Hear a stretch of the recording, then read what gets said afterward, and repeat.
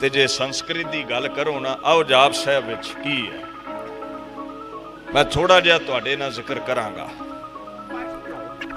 ਤੁਸੀਂ ਰੋਜ਼ ਉਹਦੀ ਬਾਣੀ ਵਿੱਚ ਪੜ੍ਹਦੇ ਹੋ, ਗੁਰੂ ਗੋਬਿੰਦ ਸਿੰਘ ਦੀ ਕਲਮ ਦੀ ਬਰਕਤ ਤੁਸੀਂ ਰੋਜ਼ ਵੇਖਦੇ ਹੋ।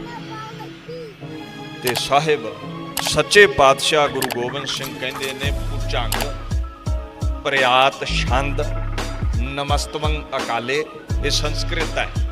ਨਮਸਤਵੰ ਅਕਾਲੇ, ਨਮਸਤਵੰ ਕਿਰਪਾਲੇ, ਇਹ ਸੰਸਕ੍ਰਿਤ ਹੈ। ਨਮਸਤਵੰ ਤੈਨੂੰ ਨਮਸਕਾਰ ਹੈ, ਸੰਸਕ੍ਰਿਤ ਦੇ ਬੋਲ ਨੇ। ਇੱਕੇ ਬਾਣੀ ਦੇ ਵਿੱਚ ਸੰਸਕ੍ਰਿਤ ਲੈ ਆਇਆ ਹੈ। ਉਸੇ ਜਾਪ ਸਾਹਿਬ ਦੇ ਵਿੱਚ ਥੋੜਾ ਜਿਹਾ ਤੁਸੀਂ ਅੱਗੇ ਚਲੇ ਜਾਓ, ਅਕਾਲ ਲਫ਼ਜ਼ ਵੀ ਸੰਸਕ੍ਰਿਤ ਦਾ ਹੈ, ਕਾਲ ਤੋਂ ਰਹਿਤ। ਨਮਸਤਵੰ ਵੀ ਸੰਸਕ੍ਰਿਤ ਦਾ ਹੈ। ਅੱਗੇ ਥੋੜਾ ਜਿਹਾ ਆ ਜਾਵੋ, ਭਗਵਤੀ ਛੰਦ ਤਵੈ ਪ੍ਰਸਾਦ। ਇੱਕ ਰਚਨਾ ਦੇ ਵਿੱਚ ਗੁਰੂ ਗੋਬਿੰਦ ਸਿੰਘ ਨੇ ਕਲਮ ਚੁੱਕ ਕੇ ਸੰਸਕ੍ਰਿਤ ਤੋਂ ਬਾਅਦ ਕੀ ਲਿਖਿਆ ਹੈ ਕਿ ਜ਼ਾਹਿਰ ਜ਼ਹੂਰ ਹੈ। ਇਹ ਅਰਬੀ ਫਾਰਸੀ ਹੈ, ਧਿਆਨ ਦਿਓ ਕਿ ਜ਼ਾਹਿਰ ਜ਼ਹੂਰ ਹੈ ਕਿ ਹਾਜ਼ਰ ਹਜ਼ੂਰ ਹੈ। ਜ਼ਾਹਿਰ ਲਫ਼ਜ਼ ਕਿੱਥੋਂ ਆਇਆ ਹੈ? ਪੰਜਾਬੀ ਦਾ ਥੋੜੀ ਹੈ, ਗੁਰਮੁਖੀ ਦਾ ਥੋੜੀ ਹੈ। ਜ਼ਾਹਿਰਾ ਇਹ ਅਰਬੀ ਦਾ ਲਫ਼ਜ਼ ਹੈ ਤੇ ਜ਼ਾਹਿਰਾ ਦਾ ਮਤਲਬ ਹੁੰਦਾ ਪ੍ਰਗਟ ਸਰੂਪ, ਜਿਹੜਾ ਦੁਨੀਆ ਤੇ ਪ੍ਰਗਟ ਹੈ। ਕਿ ਜ਼ਾਹਿਰ ਜ਼ਹੂਰ ਹੈ। ਜ਼ਹੂਰ ਕੀ ਹੁੰਦਾ ਹੈ? ਜ਼ਹੂਰ ਵੀ ਅਰਬੀ ਦਾ ਲਫ਼ਜ਼ ਹੈ। ਜ਼ਹੂਰ ਦਾ ਮਤਲਬ ਹੈ ਚਮਤਕਾਰੀ, ਬੜਾ ਚਮਤਕਾਰੀ। ਇੱਕ ਛੰਦ ਵਿੱਚ ਸੰਸਕ੍ਰਿਤ ਲਿਖ ਗਿਆ, ਦੂਸਰੇ ਛੰਦ ਵਿੱਚ ਅਰਬੀ ਲਿਖ ਗਿਆ ਤੇ ਤੀਜੇ ਵਿੱਚ ਫਾਰਸੀ ਲਿਖ ਦਿੰਦਾ ਕਿ ਰੋਜ਼ੀ ਦੇ ਹੰਦ ਹੈ। ਧਿਆਨ ਦਿਓ ਕਿ ਰੋਜ਼ੀ ਦੇ ਹੰਦ ਹੈ ਕਿ ਰਾਜ਼ਕ ਰਹਿੰਦ ਹੈ। ਰੋਜ਼ੀ ਫਾਰਸੀ ਦਾ ਬੋਲ ਹੈ। ਰੋਜ਼ੀ ਦਾ ਮਤਲਬ ਸੰਗਿਆ ਕੀ ਹੈ? ਰੋਟੀ। ਇੱਥੇ ਆ ਕੇ ਫਾਰਸੀ ਲਿਖ ਰਿਹਾ ਹੈ। ਅੱਗੇ ਚਲੇ ਜਾਓ, ਰਾਜ਼ਕ ਇਹ ਵੀ ਅਰਬੀ ਦਾ ਲਫ਼ਜ਼ ਹੈ, ਰਿਜ਼ਕ ਦੇਣ ਵਾਲਾ। ਮੈਂ ਹੈਰਾਨ ਹਾਂ, 42 ਵਰਿਆਂ ਦੀ ਉਮਰ ਹੈ ਉਹਦੀ ਦੁਨਿਆਵੀ ਤੌਰ ਤੇ।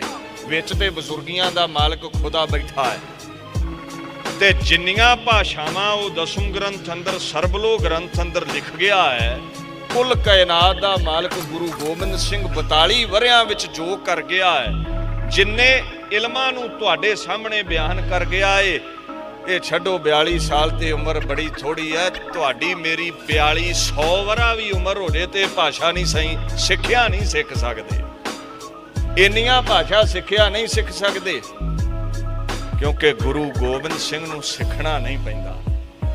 ਉਹ ਸਤਿਗੁਰੂ ਹੈ, ਉਹ ਪੜ੍ਹਨ ਨਹੀਂ ਆਇਆ, ਤੁਹਾਡੇ ਮੇਰੇ ਵਰਗਿਆਂ ਨੂੰ ਸਿਖਾਉਣ ਆਇਆ ਹੈ, ਉਹ ਪੜ੍ਹਾਉਣ ਆਇਆ ਹੈ। ਉਹਦੀ ਕਲਮ ਵਰਗੀ ਕਿਸੇ ਦੀ ਕਲਮ ਨਹੀਂ ਹੈ। ਛੋਟੇ ਸਨ, ਬਾਲ ਅਵਸਥਾ ਵਿੱਚ ਨੇ ਤੇ ਸੰਗਤਾਂ ਬੜਾ ਜ਼ੋਰ ਲਾਉਣ, ਗੁਰੂ ਤੇਗ ਬਹਾਦਰ ਸਾਹਿਬ ਜੀ ਵੱਡੇ ਹੋ ਗਏ ਨੇ, ਹੁਣ ਬੱਚੇ ਨੂੰ ਸਿਖਾਈਏ, ਕੋਈ ਵਿਦਿਆ ਸਿਖਾਈਏ। ਤੇ ਗੁਰੂ ਤੇਗ ਬਹਾਦਰ ਸਾਹਿਬ ਮੁਸਕਰਾ ਦਿੰਦੇ ਨੇ। ਮੁਸਕਰਾਉਂਦੇ ਇਸ ਲਈ ਨੇ ਵੀ ਇਹ ਲੋਕਾਂ ਦਾ ਇਰਾਦਾ ਸ਼ਾਇਦ ਸਾਡੇ ਨਿਆਣਿਆਂ ਵਰਗਾ ਹੀ ਕਾਕਾ, ਸਾਡੇ ਬੱਚਿਆਂ ਵਰਗਾ ਹੀ ਬੱਚਾ ਹੈ। ਮਹਾਰਾਜ ਕਹਿੰਦੇ ਚਲੋ ਮੌਲਵੀ ਕੋਲ ਭੇਜ ਦਿੱਤਾ। ਮੌਲਵੀ ਵਿਆਕਰਣ ਸਿਖਾਉਂਦਾ ਹੈ ਅਰਬੀ ਫਾਰਸੀ ਦੀ। ਗੁਰੂ ਗੋਬਿੰਦ ਸਿੰਘ ਕੁਝ ਬੋਲਦੇ ਨਹੀਂ, ਕੁੱਲ ਕਾਇਨਾਤ ਦਾ ਮਾਲਕ ਕੁਝ ਬੋਲਦਾ ਨਹੀਂ। ਇਹ ਮੌਲਵੀ ਕਹਿੰਦਾ ਜੀ ਸਿੱਖੋ, ਕੁਝ ਤੇ ਸਿੱਖੋ। ਤੇ ਕਹਿੰਦੇ ਮੌਲਵੀ ਯਾਦ ਰੱਖ, ਵਿਆਕਰਣ ਪੜ੍ਹਾ ਕੇ ਕੁਰਾਨ ਦੀਆਂ ਆਇਤਾਂ ਪੜ੍ਹਾਵੇਂਗਾ, ਜੇ ਤੈਨੂੰ ਮੈਂ ਅੱਜ ਸਿੱਧੀਆਂ ਆਇਤਾਂ ਹੀ ਸੁਣਾ ਦੇਵਾਂ ਤੇ ਕਿਵੇਂ ਲੱਗੇਗਾ ਤੈਨੂੰ? ਉਮਰ ਕੀ ਹੈ? ਉਮਰ ਕੀ ਹੈ? ਜਦੋਂ ਗੁਰੂ ਤੇਗ ਬਹਾਦਰ ਸਾਹਿਬ ਦੇ ਕੋਲ ਪਹੁੰਚੇ ਨੇ ਨੰਦਾਂ ਦੀ ਪੁਰੀ ਪਟਨਾ ਸਾਹਿਬ ਤੋਂ, 5-6 ਵਰੇ ਦੀ ਉਮਰ ਹੈ ਸਾਰੀ, ਤੇ ਭੇਜ ਦਿੱਤਾ ਹੈ ਪੜ੍ਹਨ। ਤੇ ਅਰਬੀ ਫਾਰਸੀ ਸਿੱਖਣੀ ਹੋਵੇ, ਵਿਆਕਰਣ ਸਿੱਖਣੀ ਹੋਵੇ, 10-12 ਵਰੇ ਲੱਗ ਜਾਂਦੇ ਨੇ।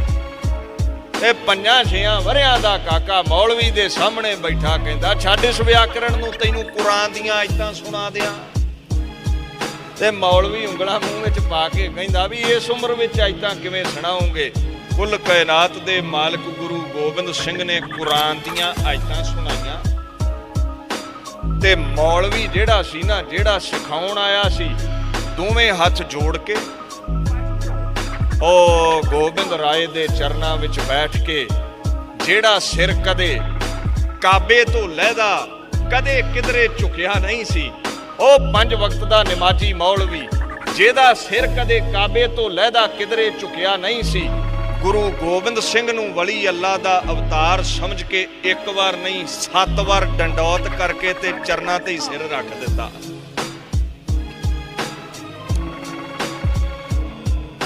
ਇਹ ਭੁਲੇਖਾ ਕੱਢ ਦਈਏ ਵੀ ਤੁਹਾਡੇ ਸਾਡੇ ਕਾਕਿਆਂ ਵਰਗਾ ਬਾਬਾ ਗੋਬਿੰਦ ਰਾਏ ਹੈ, ਨਹੀਂ। ਦਵੈਤੇ ਏਕ ਰੂਪ ਹੈ ਗਇਓ ਖੁਦ ਖੁਦਾ ਹੈ ਗੁਰੂ ਗੋਬਿੰਦ ਸਿੰਘ।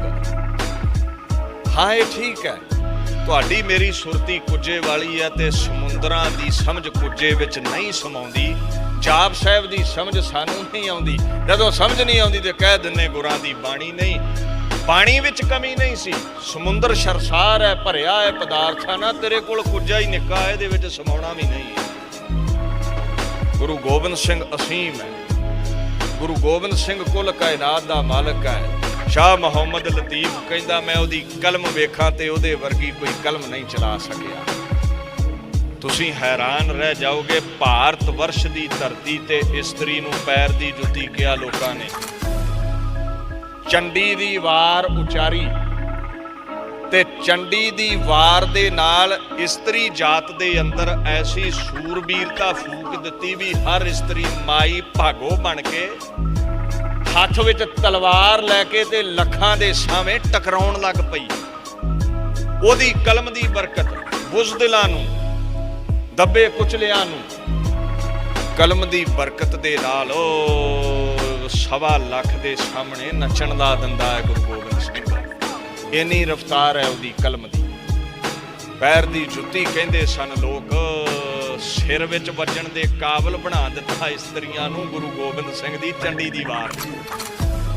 ਗੁਰੂ ਗੋਬਿੰਦ ਸਿੰਘ ਦੇ ਦੀਨ ਦੁਨੀਆ ਦੇ ਮਾਲਕ ਦੇ ਕਲਮ ਦੇ ਜਿਹੜੇ ਅੱਖਰ ਨੇ, ਅਸੀਮ ਬਰਕਤਾਂ ਦਾ ਮਾਲਕ, ਅਮੁੱਲੇ ਅੱਖਰਾਂ ਬਾਰੇ ਸ਼ਾਹ ਮੁਹੰਮਦ ਲਤੀਫ ਕਹਿੰਦਾ ਕੋਈ ਦੁਨੀਆ ਤੇ ਗੁਰੂ ਗੋਬਿੰਦ ਸਿੰਘ ਵਰਗਾ ਕਵੀ ਨਹੀਂ ਹੋਇਆ, ਨਾ ਹੋਵੇਗਾ। ਕੋਈ ਕਵੀ ਨਹੀਂ ਹੋਇਆ। ਅਜੇ ਥੋੜਾ ਹੀ ਸਮਾਂ ਲੰਘਿਆ, ਵਡਿਆਈ ਕਰਕੇ ਹਟਿਆ ਸੀ ਤੇ ਕੀ ਵੇਂਦਾ ਹੈ, ਕੀ ਵੇਂਦਾ ਹੈ ਇਤਿਹਾਸ ਵਿੱਚ, ਕੀ ਵੇਂਦਾ ਹੈ ਵੀ ਜਿਹੜੇ ਹੱਥਾਂ ਦੇ ਵਿੱਚ ਕਦੇ ਕਲਮ ਚੱਲਦੀ ਹੈ ਨਾ, ਪੌਂਟਾ ਸਾਹਿਬ ਦੇ ਧਰਤੀ ਤੇ, ਕਦੇ ਜਮਨਾ ਦੇ ਕੰਢੇ, ਜਿਨ੍ਹਾਂ ਹਸਤ ਕਮਲਾਂ ਵਿੱਚ ਕਲਮ ਚੱਲਦੀ ਹੈ ਉਹਨਾਂ ਹੱਥਾਂ ਵਿੱਚ ਭੰਗਾਣੀ ਦਾ ਯੁੱਧ ਨੇੜੇ ਹੀ ਹੈ ਨਾ, ਪੌਂਟਾ ਸਾਹਿਬ ਦੇ ਤਲਵਾਰ ਆ ਗਈ। ਕਹਿੰਦਾ ਮੈਂ ਲਿਖ ਰਿਹਾ ਸੀ ਗੁਰੂ ਗੋਬਿੰਦ ਸਿੰਘ ਵਰਗਾ ਕਵੀ ਨਹੀਂ ਹੈ ਤੇ ਦੁਨੀਆ ਤੇ ਕੋਈ ਕਵੀ ਮੈਂ ਤਲਵਾਰ ਫੜਦਾ ਨਹੀਂ ਵੇਖਿਆ। ਗੁਰੂ ਗੋਬਿੰਦ ਸਿੰਘ ਨੇ ਅੱਜ ਇਹਨਾਂ ਹੱਥਾਂ ਦੇ ਵਿੱਚ ਫੜ ਲਈ ਹੈ। ਤੇ ਕਿਸੇ ਨੇ ਪੁੱਛਿਆ ਸੀ ਵੀ ਕੈਸਾ ਜੰਗ ਲੜਦਾ ਹੈ, ਜਿਹੜਾ ਹੋਇਆ ਹੀ ਕਵੀ, ਜਿਹਦੀ ਸਾਰੀ ਉਮਰ ਲਿਖਤਾਂ ਵਿੱਚ ਲੰਘ ਗਈ, ਜਿਹਨੂੰ ਸ਼ਸਤਰ ਦਾ ਗਿਆਨ ਕੋਈ ਨਹੀਂ ਹੈ, ਉਹ ਜੰਗ ਕਿੱਦਾਂ ਦਾ ਲੜਦਾ ਹੈ। ਇਹ ਕਿਤੇ ਪੁੱਛਣਾ ਹੋਇਆ ਤੇ ਬਚਿੱਤਰ ਨਾਟਕ ਨੂੰ ਪੁੱਛਿਓ ਵੀ ਗੁਰੂ ਗੋਬਿੰਦ ਸਿੰਘ ਜੰਗ ਕਿੱਦਾਂ ਦਾ ਲੜਦਾ ਹੈ। ਦੀਨ ਦੁਨੀਆ ਦੇ ਮਾਲਕ ਗੁਰੂ ਗੋਬਿੰਦ ਸਿੰਘ ਪਾਤਸ਼ਾਹ ਭੰਗਾਣੀ ਦੇ ਮੈਦਾਨ ਵਿੱਚ ਖਲੋਤੇ ਨੇ। ਇਹ ਉਹੀ ਹੱਥ ਨੇ ਜਿੱਥੇ ਕਦੇ ਕਲਮ ਚੱਲਦੀ ਹੈ। ਇੱਕ ਮੈਂ ਤੁਹਾਡੇ ਨਾਲ ਹੋਰ ਸਾਂਝ ਪਾਵਾਂ, ਇੱਕ ਮੈਨੂੰ ਉਹ ਮਿਲ ਪਿਆ ਭਾਂਡਾ ਖਾਲੀ ਤੇ ਖਾਲੀ ਖੜਕਦੇ ਬੜੇ ਨੇ। ਆਹ ਨਹੀਂ ਮੰਨਦੇ ਅਸੀਂ, ਉਹ ਨਹੀਂ ਮੰਨਦੇ, ਆਹ ਬਾਣੀ ਨਹੀਂ ਮੰਨਦੇ, ਉਹ ਬਾਣੀ ਨਹੀਂ ਮੰਨਦੇ। ਤੇ ਮੈਂ ਸੋਚਾਂ ਵੀ 400 ਵਰੇ ਤੋਂ ਖਾਲਸਾ ਬਾਣੀ ਬਾਣੇ ਨੂੰ ਮੰਨਦਾ, ਤੁਹਾਨੂੰ ਕੌਣ ਮੰਨਦਾ ਹੈ? ਬਾਣੀ ਬਾਣਾ ਤੇ ਇਦਾਂ ਹੀ ਰਿਹਾ ਚੜ੍ਹਦੀ ਕਲਾ ਵਿੱਚ, ਤੁਹਾਨੂੰ ਕੌਣ ਮੰਨਦਾ ਹੈ ਤਰਕਵਾਦੀ ਮਹਿਕਮੇ ਨੂੰ? ਤੇ ਤਰਕ ਕੀ ਕੀਤਾ ਹੈ?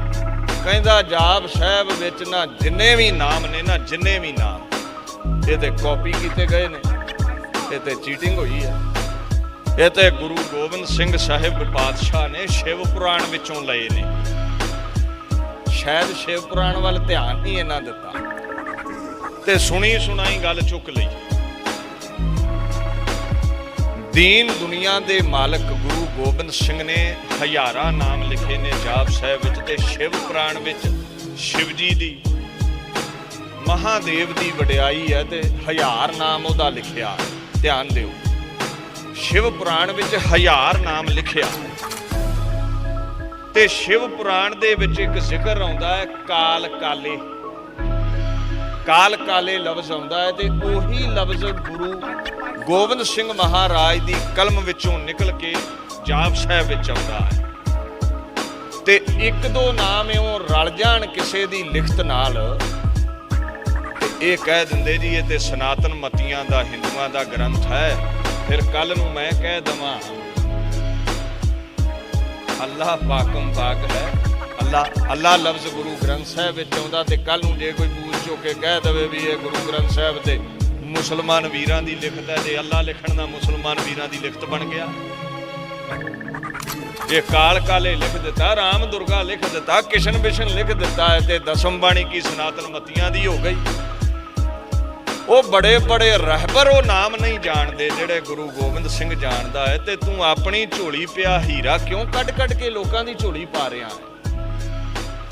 ਆ ਤੈਨੂੰ ਦੱਸਾਂ, ਜਿਹੜੇ ਸ਼ਿਵ ਪੁਰਾਣ ਵਿੱਚ ਨਾਂ ਆਉਂਦੇ ਨੇ ਉਹ ਤੇ ਫਿਰ ਗੁਰੂ ਗ੍ਰੰਥ ਸਾਹਿਬ ਵਿੱਚ ਵੀ ਆਉਂਦੇ ਨੇ। ਸ਼ਿਵ ਪੁਰਾਣ ਵਿੱਚ ਓੰਕਾਰ ਆਉਂਦਾ ਹੈ, ਸ਼ਿਵ ਪੁਰਾਣ ਵਿੱਚ ਸ਼ਿਵ ਆਉਂਦਾ ਹੈ, ਸ਼ੰਭੂ ਆਉਂਦਾ ਹੈ, ਬ੍ਰਹਮਾ ਆਉਂਦਾ ਹੈ, ਬੜੇ ਨਾਮ ਆਉਂਦੇ ਨੇ, ਦਸਮ ਵਿੱਚ ਵੀ ਆਉਂਦੇ ਨੇ। ਤੇ ਤੂੰ ਧਿਆਨ ਨਾਲ ਗੁਰੂ ਗ੍ਰੰਥ ਸਾਹਿਬ ਨਹੀਂ ਪੜ੍ਹਿਆ। ਐਸੇ ਅਨੇਕਾਂ ਸ਼ਬਦ ਗੁਰੂ ਗ੍ਰੰਥ ਸਾਹਿਬ ਵਿੱਚ ਆਉਂਦੇ ਨੇ, ਕੱਲ ਨੂੰ ਉਹ ਵੀ ਕਹਿ ਦਓਗੇ ਵੀ ਉਹ ਵੀ ਹਿੰਦੂ ਵੀਰਾਂ ਦੀ ਲਿਖਤ ਹੈ। ਗੁਰੂ ਗ੍ਰੰਥ ਸਾਹਿਬ ਵਿੱਚ ਆਉਂਦਾ ਹੈ ਦੁਰਗਾ ਕੋਟ ਜਾਂਕੈ ਮਰਦਨ ਕਰੇ। ਦੁਰਗਾ ਲਫ਼ਜ਼ ਆ ਗਿਆ। ਹੁਣ ਸਨਾਤਨ ਮਤੀਆਂ ਨੂੰ ਦੇ ਦਈਏ ਚੁੱਕ ਕੇ ਗੁਰੂ ਗ੍ਰੰਥ ਸਾਹਿਬ ਕਿ ਗੁਰਤਾ ਕਦੀ ਆਪਾਂ ਮਨਾਉਣਾ ਹੈ। ਹੁਣ ਦੁਰਗਾ ਆ ਗਿਆ ਤੇ ਹਿੰਦੂ ਵੀਰਾਂ ਦਾ ਗ੍ਰੰਥ ਹੋ ਗਿਆ। ਕੀ ਕਹਿੰਦੇ ਨੇ? ਦੁਰਗਾ ਕੋਟ ਜਾਂਕੈ ਮਰਦਨ ਕਰੈ, ਦੁਰਗਾ ਕੋਟ ਜਾਂਕੈ ਮਰਦਨ ਕਰੈ, ਬ੍ਰਹਮਾ ਕੋਟ ਵੇਦ ਉਚਰੈ। ਬ੍ਰਹਮਾ ਆ ਗਿਆ, ਦੁਰਗਾ ਆ ਗਿਆ, ਰਾਮ ਆਉਂਦਾ ਹੈ, ਕ੍ਰਿਸ਼ਨ ਆਉਂਦਾ ਹੈ। ਇਹੀ ਬੋਲ ਦਸਮ ਵਿੱਚ ਆਉਂਦੇ ਨੇ। ਜੇ ਕਿਸੇ ਹੋਰ ਗ੍ਰੰਥ ਵਿੱਚ ਆ ਗਏ, ਕਿਸੇ ਹੋਰ ਮਤ ਦਾ ਗ੍ਰੰਥ ਹੈ ਤੇ ਸਾਰੇ ਗ੍ਰੰਥ ਚੁੱਕ ਕੇ ਉਹਨਾਂ ਦੀ ਝੋਲੀ ਪਾ ਦੇਵੋਗੇ।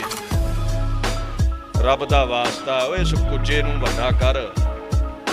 ਅਸੀਮ ਬੁੱਧੀ ਦੇ ਮਾਲਕ ਗੁਰੂ ਗੋਬਿੰਦ ਸਿੰਘ ਦੀ ਸੀਮਾ ਤੂੰ ਨਹੀਂ ਜਾਣਦਾ। ਤੇਰੀ ਬੁੱਧੀ ਦੀ ਇੱਕ ਸੀਮਾ ਹੈ ਤੇ ਸੀਮਾ ਹੋਣ ਕਰਕੇ ਇਸ ਕੁੱਜੇ ਦੀ ਇੱਕ ਸੀਮਾ ਹੈ ਤੇ ਕੁੱਜੇ ਵਿੱਚ ਸਮੁੰਦਰ ਨਹੀਂ ਪੈਂਦੇ। ਤੂੰ ਮੁਨਕਰ ਨਾ ਹੋ।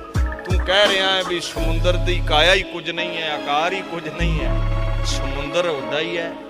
ਮੁਸ਼ਕਲ ਇਹ ਹੈ ਤੇਰੇ ਕੋਲ ਕੁੱਜਾ ਬੜਾ ਛੋਟਾ ਹੈ, ਤੇਰੀ ਬੁੱਧੀ ਦੀ ਸੀਮਾ ਬੜੀ ਥੋੜੀ ਹੈ। ਅਸੀਮ ਗੁਰੂ ਦੀ ਬਾਣੀ ਛੋਟੀ ਮੋਟੀ ਸੀਮਾ ਵਿੱਚ ਸਮਾ ਨਹੀਂ ਸਕਦੀ।